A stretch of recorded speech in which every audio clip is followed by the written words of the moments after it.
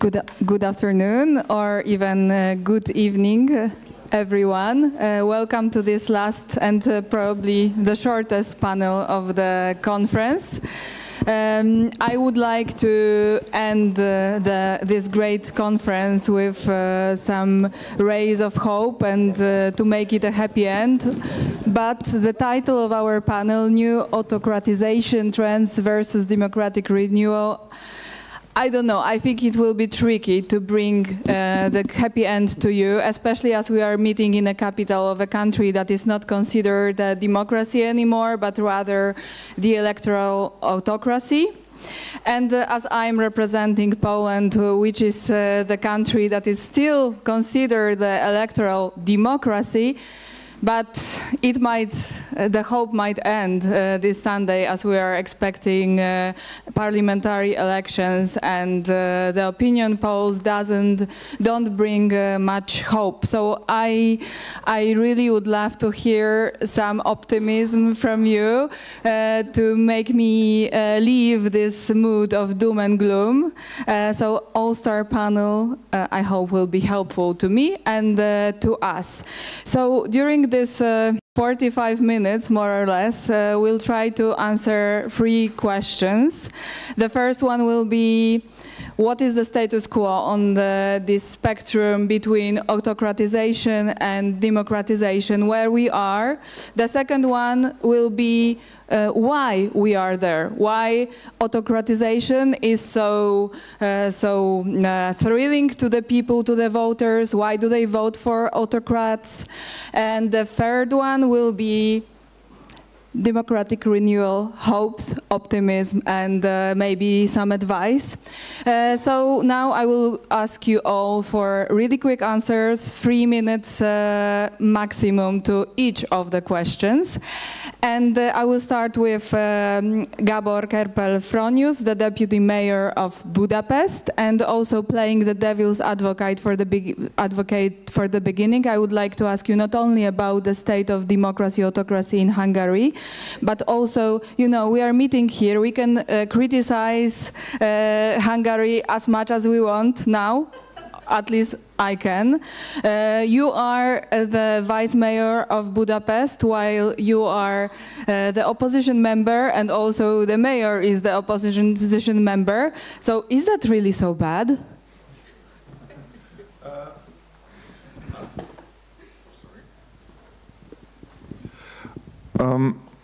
Yes, it is a tricky question, and I think you have to start with the second question, answering the second question first. Please not. So,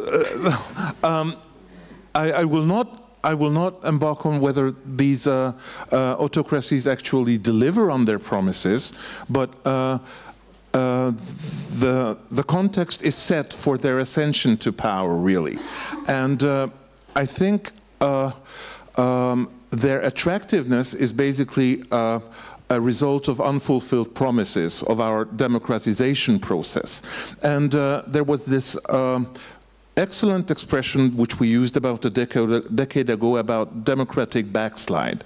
And it really describes that first we thought that there were some glitches in the construction and there were some errors in the democratization process, and we didn't realize how the quality of democracy actually started gradually to deteriorate. And before 2010 we had an economic crisis and we had a very ineffective government. So basically what autocrats actually promise is that with a strong hand government, which is part of one very strong undercurrent of Hungarian political culture, they could provide a more effective government with centralization and with breaking down barriers, checks and balances and whatever, which stand in the way of an effective government. And I think this is one of the problems, and why we have a problem of definition, and why we have a problem of you know, seeing a black and white answer to your question is that the process has been so gradual, and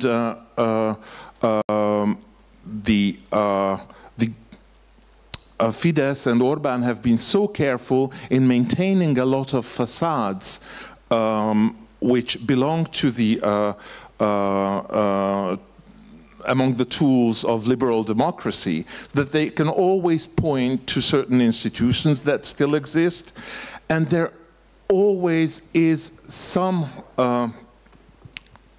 I think the narrative that we that as an opposition we use is sometimes quite anecdotic. So we point not to a great authoritarian narrative, but to certain examples of autocratic behavior, and then the government or the propagandists can very easily point to other anecdotal things that change the picture. And in the previous panel we had this reference to whataboutism, you know. So I think that plays a major role. Thank you very much. So as Gabor said, democracy's dying is a process. So I would like now to ask Anja Weiler-Schöck, international editor at Tagesspiegel, about where is this process, or is this process in place in Germany? And I would like to ask you that about this in the context of the most recent elections in Hesse and in Bavaria, with significant gains of AfD. Well, thank you very much, Carolina. As a journalist and as an international editor, I would like to place this question in a larger context, because I think the two aspects are very much interlinked. And I think we need to look at the connection between democracy and the media. And we've observed that the media has been in decline worldwide, and that autocratic tendencies have been on the rise. Free media is, of course, the backbone of democracy. So if you look at the indicators, they're very worrying. Reporters Without Borders published its new report a little while ago on the state of press freedom in the world, and it states that the environment for journalism is bad in 7 out of 10 countries and satisfactory in only 3 of the 10. And Freedom House's most recent report goes in a similar direction. We've seen a decline in global freedom for the 17th consecutive year, and in less than half of the 195 countries have been analyzed or considered as free. So we're seeing these restrictions on media every day. If you look at Turkey, for example, Erdogan managed to secure another win after a campaign that was heavily influenced with a tilted media coverage of candidates and topics, and steered towards Erdogan and his party. And we're seeing similar patterns within EU member states. The two examples were already mentioned. In Hungary and Poland, the free media is under heavy attack. We've seen several independent outlets that had to close. Funding is being cut. Ad placements are being restricted. Access to public institutions and figures is being denied. And journalists are being harassed and prevented from doing their jobs properly. And we're seeing that in the current Polish elections. We see a very tilted media that will undoubtedly have an influence on the outcome. So I think these are very serious serious developments. And we also see closing of independent media. For example, if you look at the US, since 2005, 2,500 media have closed.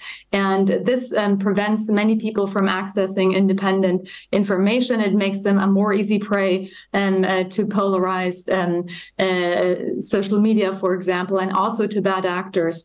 And you're asking about Germany, about the recent elections. Of course, we were hoping that the AfD, the right-wing extremist group in Germany, saw a brief uptick after the Syrian migration crisis. But unfortunately, recently we've seen them grow stronger again and gain majorities in states where they were previously weaker. And of course, this all ties together, and populist strategies around the world are very similar, and they're profiting from people's frustrations, also from their fears. They're investing in strategies like fear-mongering, and also we've seen a heavy Russian influence through social media, through disinformation, and with the advances that we see on the technological front, and including artificial intelligence, and this will only grow stronger. So unfortunately, you said, please provide optimism to the panel. I'm afraid I can't. I'm quite concerned by the rise in populism that influences our work as journalists, and that we see on the decline everywhere we look, and also on the capabilities that will increase for bad actors with advancing technologies like AI. Thank you very much. I'm really sorry, but we have still 2 more rounds ahead, so you'll have a chance of bringing some optimism to our discussion. Now I'd like to ask Petra Głasty, an associate professor at Charles University in Prague. What's your take on the state of democracy versus autocracy today, and do you see any new autocratization trends? Okay, thank you. So I will try to save time, and I will reserve it for the optimistic part. And I actually even dug out a little optimism for the end of this. So autocratization is surging. Autocracies are winning. 72% of world's population now live in autocracies. The global level of democracy has regressed to 1986 levels. What shall I say? There are more closed autocracies than liberal democracies around the world. The significant changes in the last 2 decades are especially in freedom of expression, rise in government censorship, rise in government repression of civil society organizations, and the quality of elections. So this was based on the VDEM 2023 report. Zooming in on our region, looking at Freedom House's Nations in Transit 2023 report, which I want to also shout out here. You can go and read it all. It won't be happy reading, but we need to know. So the region from Central Europe to Central Asia has seen a 19th consecutive year of democratic governance decline. Illiberal populism continues to challenge democratic standards in Europe as well as in Central Asia, particularly highlighting Hungary and Poland. And I promise a little, so the autocratizing rulers, I think it's all known, we've heard it now, increase in censorship, but also using, let's say, buying media. You can, like in capitalism, you can buy media, and we have seen that. So media ownership really matters. Now to the promised optimism, as media ownership matters, we have also seen great innovations in the region in terms of journalists and readers jointly owning media. This has been tried in Slovakia. It's Deník N, the Slovak newspaper. It has survived. It is thriving. It will need to thrive after the recent Slovak election, as the government formation promises more the Hungarian road than the Czech road. And finally, we have also seen cases where populism was defeated at ballot box in Slovenia and in Czech Republic. So populism can be defeated. It thrives where there is fragmentation, and we have seen, comparing the Slovak case, the Hungarian case, and the Czech case, that what the voters need is to have a choice. And so just anti-populism alone does not win at the ballot box. Thank you. Thank you very much for this sentence. Populism can be defeated. We'll look more into that later on. And I see that Professor Zsolt, and now I will do a lot of mistakes in a short surname, Anyadi, is smiling, so I also hope for some smiling answer. Zsolt is a senior research fellow at CEU Democracy Institute and professor at CEU, so I would like you to give us your take on the state of democracy today, more also in more comparative historical perspective. The trend Petra was describing started around the turn of the millennium, or at least at the financial crisis. And since then, indeed, as VDEM's data show, every year the countries that are undergoing autocratization outnumber the cases that are democratizing. So in that sense, the situation is bleak. There are counterexamples next to Slovenia and Czechia. I think we can also mention Brazil, maybe Guatemala, maybe the Philippines, in larger context, maybe South Korea. But the overall trend goes in one direction. And not only because some of the hard dictatorial cases become harder, like China and Russia, but also because relatively consolidated cases like this one become more autocratic, but the same you can see from India to Israel in many parts of the world. And you have fundamental questions within the elite about democracy, even in countries like United States.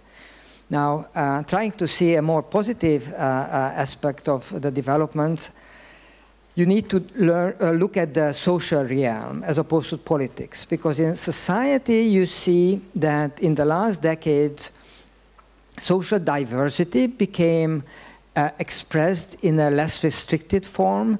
There are more horizontal relations than in the past. Compare Ireland 40 years ago with what is it now. And these provide better conditions for democratic dialogue. Now, when you focus still on the political aspect, you also need to add, either on the positive or on the negative side, that the non-democracies of today are not as bad as the non-democracies of the past.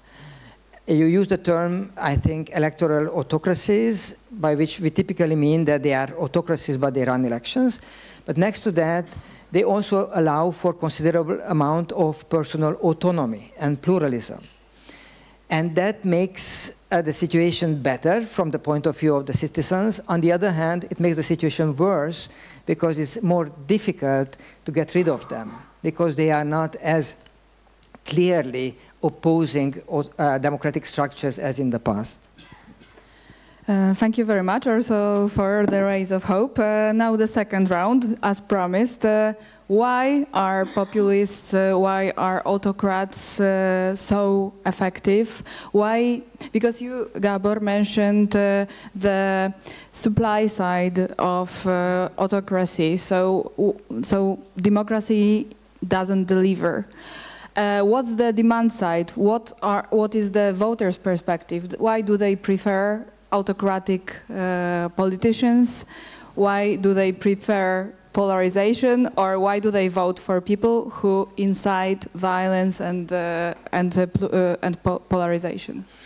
Okay, I would build the dialogue up a bit differently, because I was like, I wanted to start on a very pessimistic note and then gradually arrive to being more optimistic. So when we talk about delivery, I think that the hope arises from the fact that our present autocracy does not really deliver.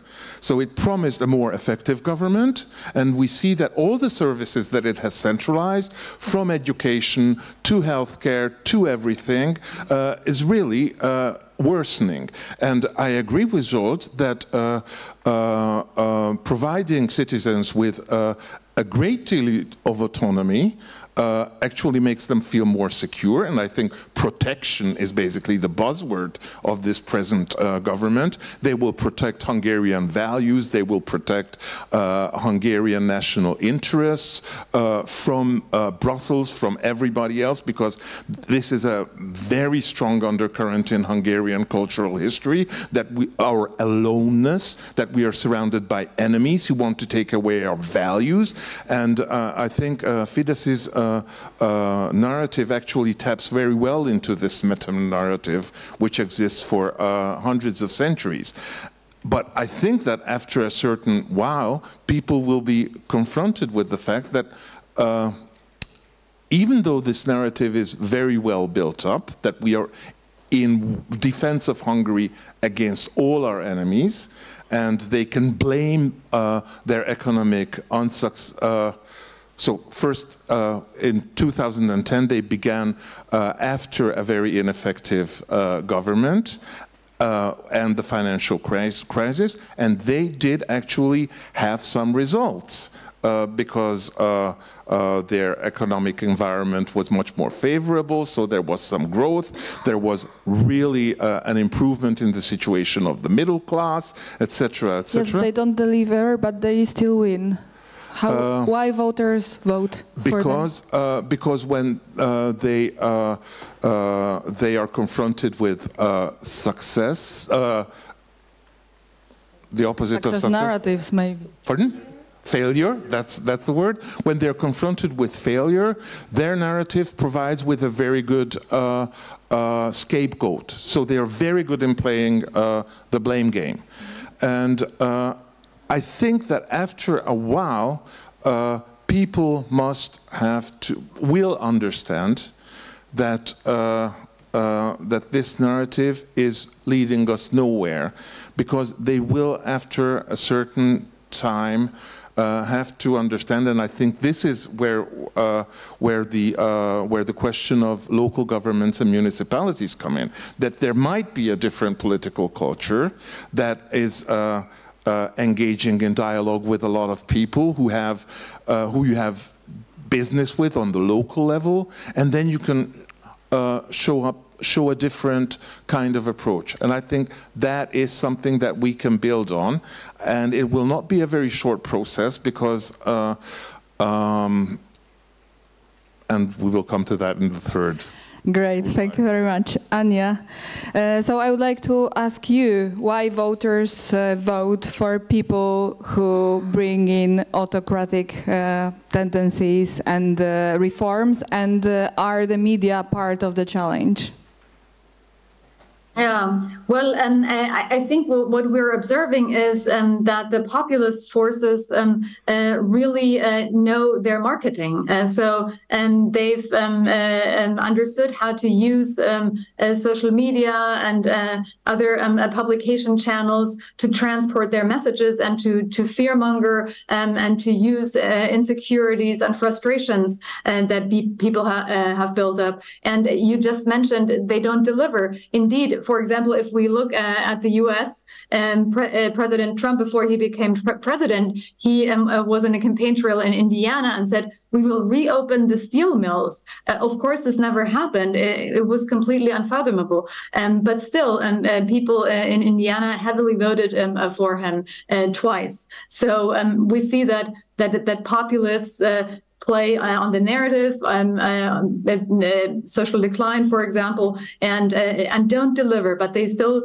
succeed. And I think the other side, the democratic spectrum, needs to up their game of strategic communications. And I heard it on the previous panel. I thought it was very relevant, and also for a democratization, that politicians of the democratic spectrum really really need to take the public seriously and present what they're doing, explain what they're doing, and make people feel involved and give them ways of participation. I feel that there is also a decline in our political culture, and that we segregate into groups where people think like we do, and we exclude people who don't think like we do. So I think we need to move towards a political culture, a culture of political debate, where we show more tolerance and include people that don't necessarily share our opinions. Thank you very much. And off to Petra. Why do voters vote for autocrats? Okay, thank you. So I would separate the question into two. Why do they vote for them the first time, and why do they keep voting for them? Because that is a little bit different. They vote for them the first time usually when the previous Democrats fail. They fail for different reasons. They can be some leaks from phone calls, but basically they did not deliver. And they did not deliver both due to external but also due to internal reasons. And they may not have delivered because they were also not really very efficient in that. And perhaps they did not really want to understand or manage to understand that what the people were actually asking for in this region at the squares was not just democracy. They also wanted the supermarkets. And they were promised those supermarkets. They were promised economic standards of the West. And these promises were unattainable, and the voters realized. So I think that, it's also like a hangover from all those hopes and promises. So that's how they got into power first. Then I also would be remiss to mention that the wannabe autocrats now have also started to heavily rely on surveys and on social science. They are able to collect large data on large samples and uncover grievances we as social scientists didn't even know existed. So they are very, very skilled in taking temperature of the room. Andrej Babiš, Robert Fico, I don't know about Orbán Viktor, but I know definitely about these two. They are hiring US companies, etc. I'm not speaking about Cambridge Analytica level, that's not possible here, but you can really do a lot with social science and survey. So that's how they get into power the first time. That helps them to stay in power. And then what they do once they get into power, they distort the balance of power. They skew the level playing field. I don't think we anymore believe that elections are stolen on election day. It's only the videos from Russia we all like to watch, like the lady climbing down with plastic bags full of ballots or putting them under her seat, etc., etc. And that's not how elections are stolen. Elections are stolen before the elections, when the access to media is denied to the opposition, when an opposition politician speaks on the television, the state television shifts to the great leader eating the favorite cake of John Paul II. This is how it's done. It's done by giving every opposition party 5 minutes on state television and keeping all the rest. It's by putting posters, look what all I did personally for you in front of every supermarket. This is where the elections, it's not the ballot box, it's much before that. We are having to do with autocrats 2.0. They also read the reports of the election watchers, so they know how to adapt their strategy. So this is how they keep winning. And I think how they can lose is by offering people more than, so they are also dividing people. So they cannot be simply defeated by anti-Babiš, anti-Orban. It's not enough. It's not a program enough. You have to offer, or the politicians who want to defeat these populists, they must also offer something positive, something that is more uniting, that's offering a program, a better future for everybody. And I think I leave it completely out, but we shouldn't forget that people can also, in our countries, vote with their feet. And so if you have intelligence, like half of Slovak intelligentsia is in Prague. And so who remains? Who remains, and who are those who are left behind? Not everybody has the same possibility, but the elections are still happening. So if you are seeing that elections are a bit, that at home things don't have to be skewed, but skewing them abroad at the embassies, limiting access to embassies, etc., that's how it's done. So, thank you. I just wanted to add to my question about why populist autocrats are so thrilling to the voters, something that is kind of a follow-up on what Petra said, so that faults and weaknesses are not forgiven to Democrats, but they are actually turned into strengths by autocrats. When they are faulty, when they make mistakes, when they lie, they say everyone lies, everyone is stealing, and it's actually human to be like this, and that's what it turns to their strengths. So why they are so appealing to the people? Absolutely. Cynicism and demobilization is one of the two important techniques that they use. There are also some very idiosyncratic factors, country-specific factors, like charisma of particular leaders, or particular problems with security or corruption during democratic regimes. When it comes to the more general structural factors, many analysts point at neoliberalism's controversial legacy. Some also emphasize the very disproportionate effects of globalization. But what I would like to underline more is the culture war.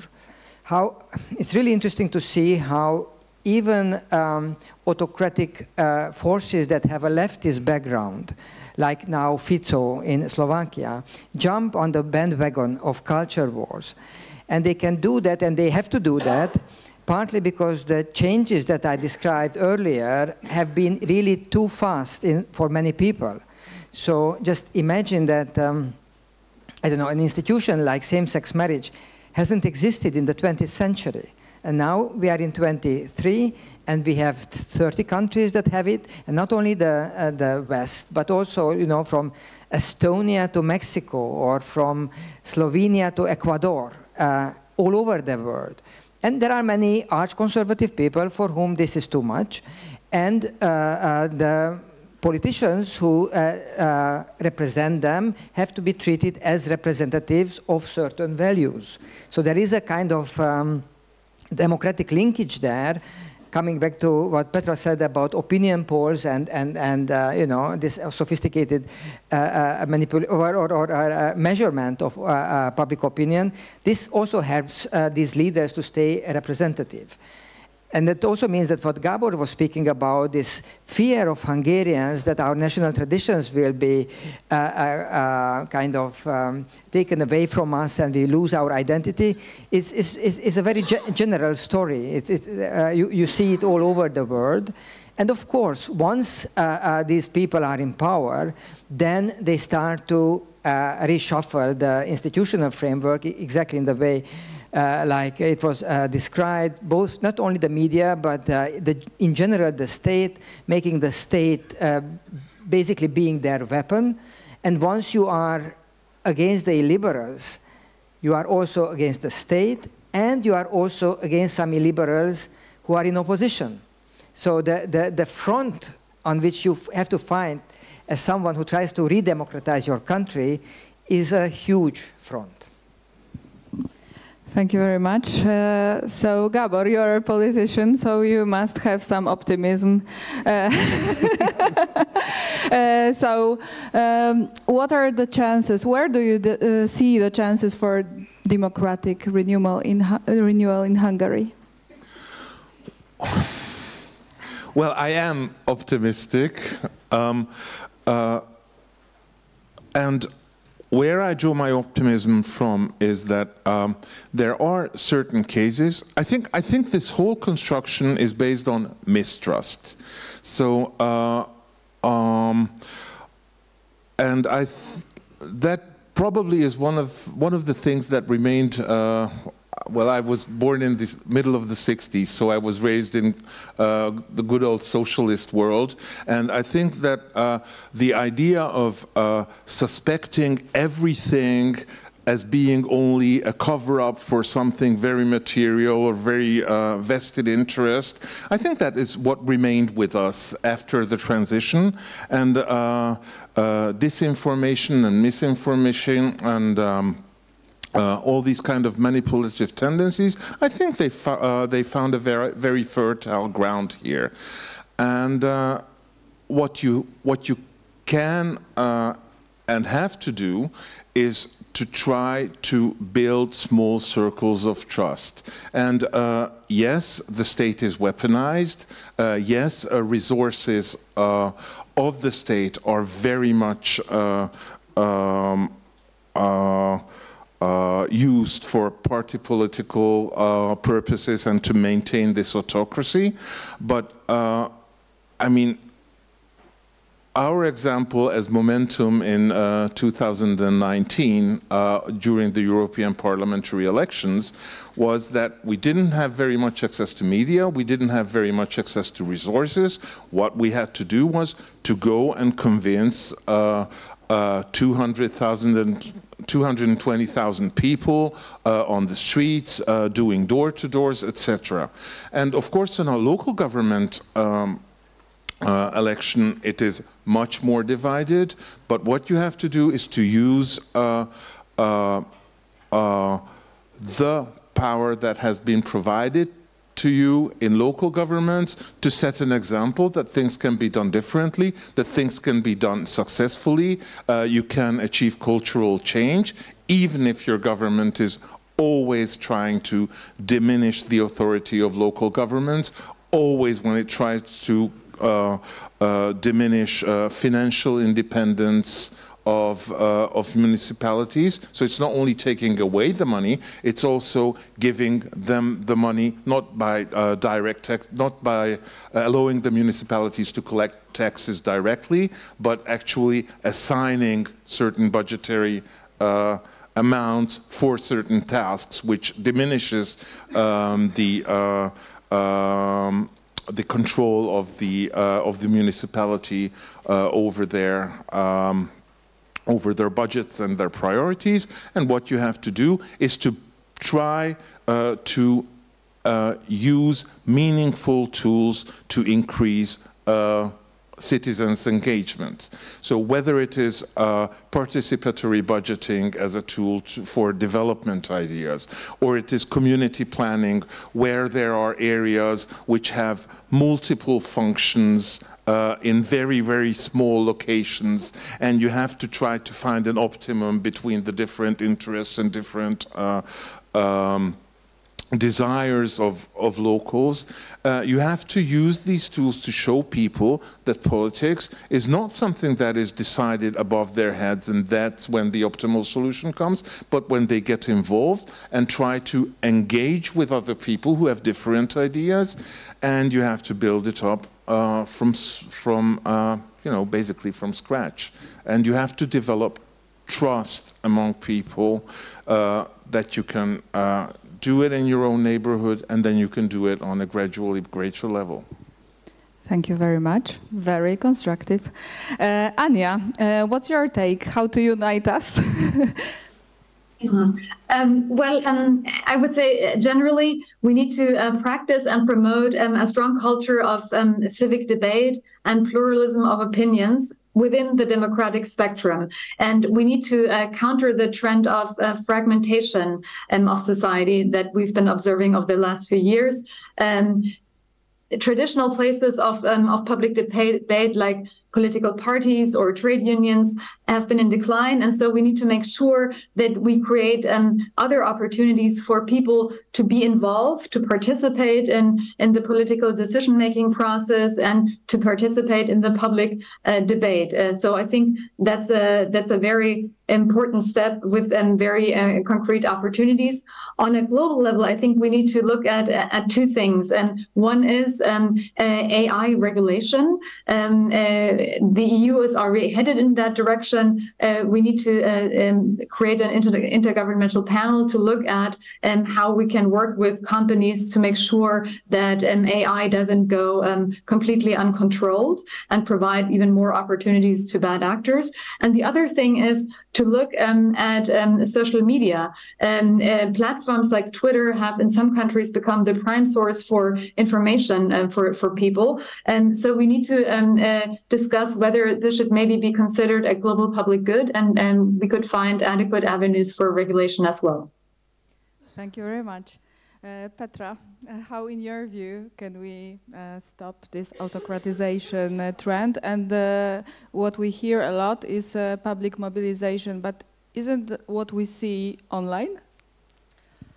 Okay, thank you. So I mean, of course, like if I had the solution, I would probably like sell it to somebody. But you know, the municipalities don't have so much money these days. No, I want to organize the answer around two quotes by the first Czech president, who happened to be also a sociologist. And the first one is, "So we have democracy, and now we just need some Democrats."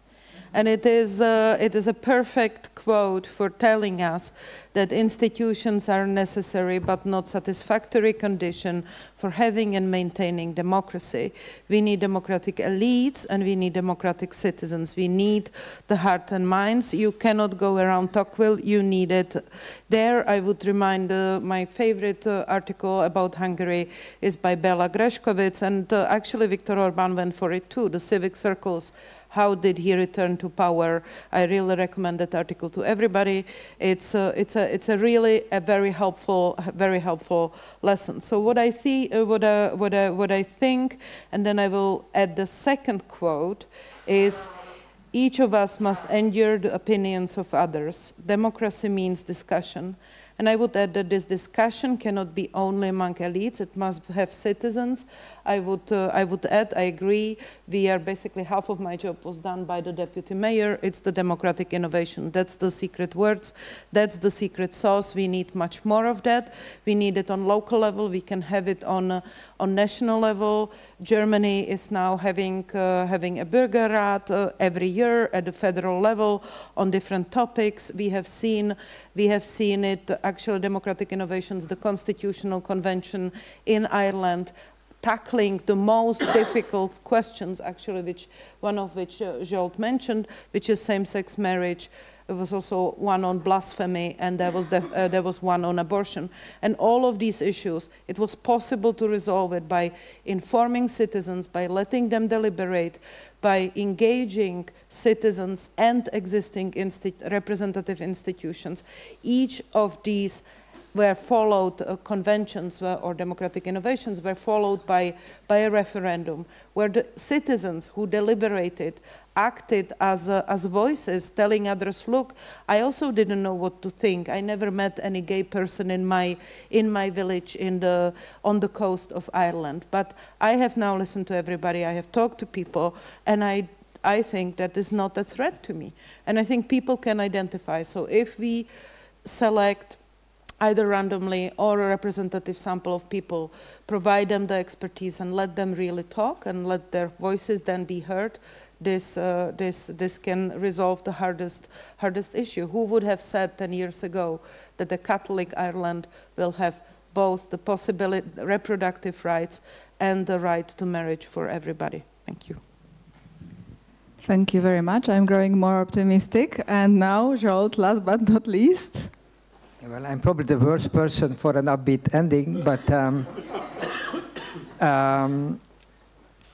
when you think about what are the right slogans and strategies for the opposition in such circumstances, I think what they have to realize that they have to balance two fundamental criteria. One is to be inspirational, to be able to mobilize.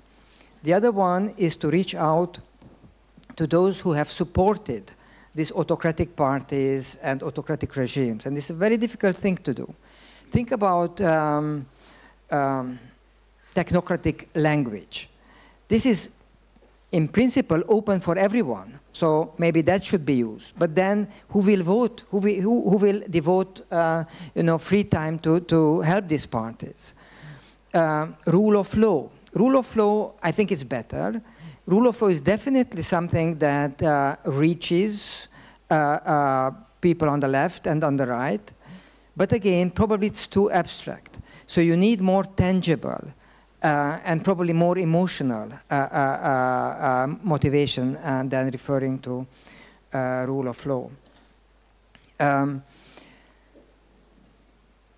Not only that there is a fundamental misallocation of resources that makes the life of opposition extremely difficult, especially if the regime has lasted already a long time, but also in countries like Hungary, where the regime is in place for 15 years or so, people associate the term law with the regime. So when you try to mobilize them in favor of rule of law, they say, yeah, I'm in favor of that, so I vote for the government party. So you really have to find the right vocabulary, which is really, really difficult. To be honest, instead of being optimistic at the very practical level, I would like just to quote the very last sentence of the most famous Hungarian piece of theater that was written in 1862, I think, The Tragedy of Man, where the drama ends with God telling Adam and Eve that you should fight and trust, fight and believe. Now, it's really a very strange sentence, because just before that, God has shown Adam and Eve that everything will end in disaster, that there is no hope, actually. So how to make sense of it? And the way I make sense of it is that we don't do these things because we have very realistic plans for achieving things. We struggle because we are human beings, and that's it. Okay, so I will also end with a quote. Václav Havel said that there are no grounds for optimism, but there are grounds for hope. And I wanted to say that, but in the end, after listening to you, I think that there are some grounds for optimism, and everything lies in inspiring citizen engagement and discussion with the public. So thank you very much for this, for being with us. I hope we brought you some happy end to this conference. Have a great evening, and please, fingers crossed for optimistic end of Sunday elections in Poland. Thank you very much.